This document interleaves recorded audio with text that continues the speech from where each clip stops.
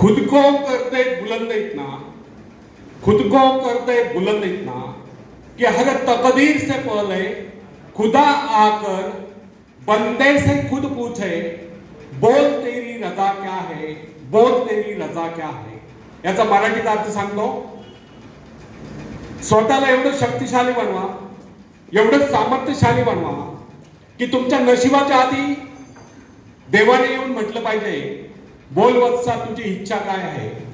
आणि जेव्हा तुम्ही तुमची इच्छा व्यक्त करा तेव्हा देवाने म्हटलं पाहिजे तथास्तु.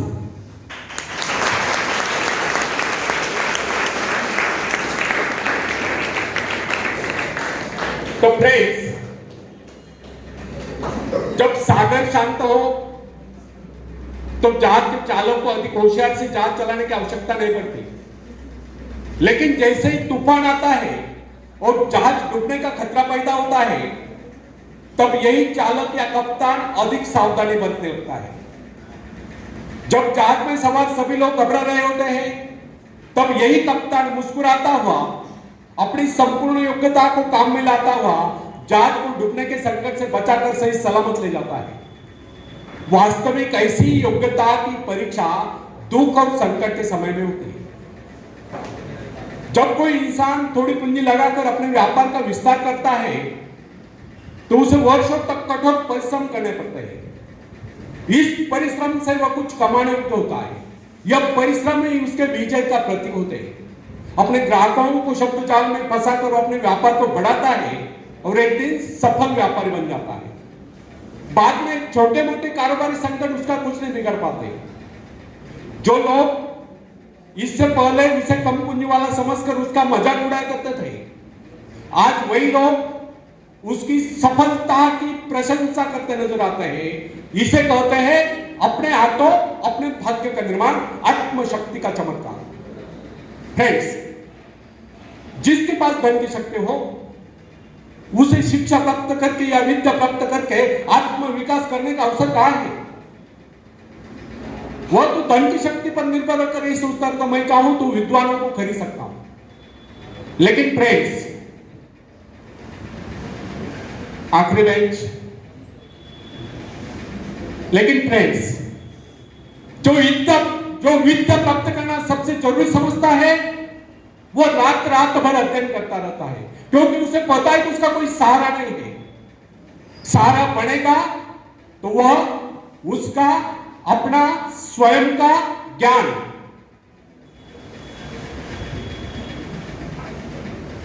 जिस आदमी को यह पता हो जाता है कि उसे बाहरी सहायता मिलना बंद हो गया है, वह या तो अपने पांव पर खड़ा हो जाएगा, गिर जाएगा.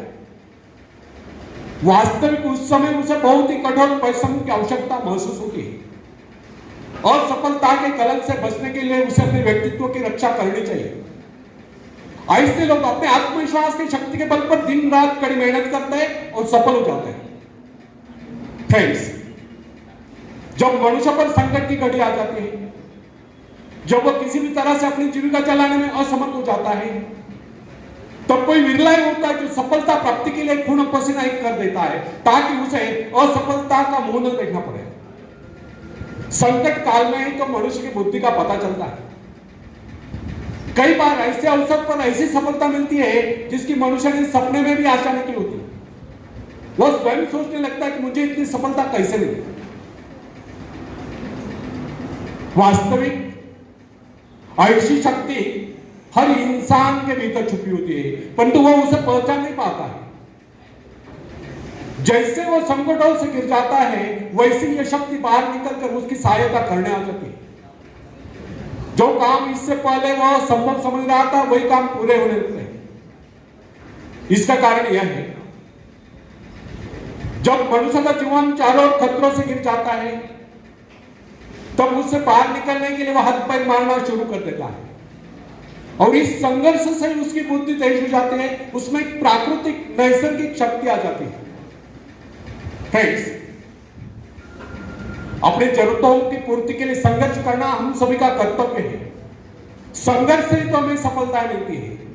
जिनमें संघर्ष करने की इच्छा ही न हो वह तो असभ्य और जंगली कहलाएगा. आवश्यकता तथा आवश्यक पदार्थों की दुर्लभता ही सदा से मानव जाति के विकास का कारण रही. हर सभ्यता और संस्कृति का आधार श्रम और संघर्ष ही रहा। जो अपना लक्ष्य पाने में खो गए वही कुछ नहीं सका। कई वैज्ञानिक अपनी साधना में लीन होकर अपने लक्ष्य को पाने के संघर्ष में जूझते रहे। उनके परिवारजन अभावग्रस्त होकर भूखे मरते रहे, परंतु उन्होंने अपने उद्देश्य को प्राप्त करके ही चैन की सांस ली। जब उन्हें सफलता प्राप्त हुई तो लोगों को उनके आविष्कार यानी कि शोध बहुत बड़े आश्चर्य से प्रतीत हुए।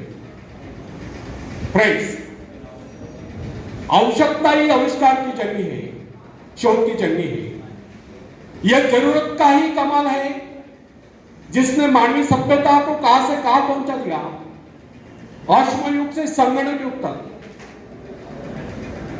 जरूरत ही लक्ष्य का निर्धारण करते हैं। इसे पाने के लिए वैज्ञानिक तथा शोधकर्ता जी जान से जुट जाते हैं। मनुष्य की गुप्त शक्ति का पता उस समय चलता है जब कोई जरूरत आकर उसके सामने खड़ी होती है, उसकी पूर्ति के लिए वह संघर्ष करता है। मनुष्य की यह गुप्त शक्ति आपातकाल में प्रकट होती है। इसका सीधा अर्थ यह हुआ, यदि मनुष्य को किसी वस्तु की आवश्यकता ही न हो तो उसकी आंतरिक शक्ति का अंत हो जाएगा। बाहरी सहायता लेने से भी इस आंतरिक शक्ति को बाहर निकलने का अवसर नहीं मिलता। जो काम इस शक्ति द्वारा ले जाने वाला था वही काम हम दूसरों की सहायता लेकर झटपट कर डालते हैं और पंगु तथा शक्ति बने रहते हैं। इसलिए फ्रेंड्स, हमें एक बात कदापि नहीं भूलनी चाहिए। अपने मित्रों की सहायता लेने के बजाय या दूसरों की सहायता लेने के बजाय अपने आंतरिक शक्तियों की सहायता लेना हमारे लिए अधिक उचित होगा, क्योंकि आत्मनिर्भरता एक ऐसी शक्ति है जो मित्रता यानी कि मित्रों से ली हुई सहायता, प्रभाव, दूसरों का प्रभाव, धन संपत्ति यानी कि दाम करी काम, पैसे से लिया हुआ काम, ऊंचा वंश यानी कि ऊंचे खानदान में जन्म को आयु व्यक्ति का सहारा लेना या बाहरी किसी भी प्रकार की सहायता, इन सब की सामूहिक शक्ति से ही शक्तिशाली होते हैं। इन शॉर्ट, आत्मनिर्भरता एक ऐसी शक्ति है जो मित्रता, प्रभाव, धन संपत्ति, ऊंचा वंश या बाहरी किसी भी प्रकार की सहायता, इन सब की सामूहिक शक्ति से ही शक्तिशाली होती है।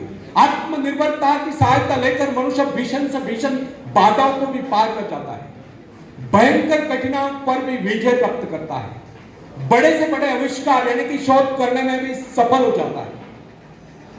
इंसानी गुणों में सबसे अधिक शक्ति आत्मनिर्भरता की है। जो इंसान अपने सहारे जीता है, जो अपने बल पर चलता है, जो अपने लक्ष्य पर चट्टान के भांति डटा हुआ है, जो बाधाओं को सामने देखकर जरा भी विचलित नहीं हुआ, जिसे अपनी कार्य कुशलता और कर्म शक्ति पर पूरा विश्वास है, वही सफल होता है। सत्य, पवित्रता और सुंदरता पर प्यार करना मनुष्य का स्वभाव है। जो व्यक्ति मौलिक विचारों के बल पर जीता है, जिसके कुछ सिद्धांत हैं जिन पर वह आरूढ़ रहता है,